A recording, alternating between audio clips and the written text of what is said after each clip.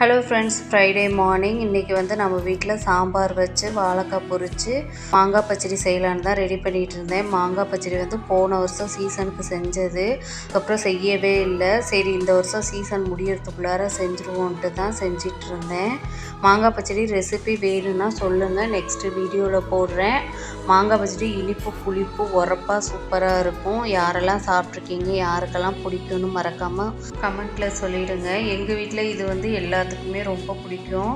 சீனியும் போட்டு செய்யலாம், நாட்டு சர்க்கரையும் போட்டு செய்யலாம். நான் இன்றைக்கி நாட்டு சர்க்கரை தான் போட்டு செஞ்சுருந்தேன். நல்லா அல்வா மாதிரி சூப்பராக இருந்துச்சு. இன்றைக்கி சாம்பாரில் வந்து முருங்கைக்காய், கத்திரிக்காய், பீன்ஸு, முள்ளங்கி, கேரட்டு எல்லா காயும் போட்டு சாம்பார் வச்சுருந்தேன். வாழைக்காய் வந்து எப்பயும் போல் பேசிக் மசாலாஸ் போட்டு ஃப்ரை பண்ணியிருந்தேன்.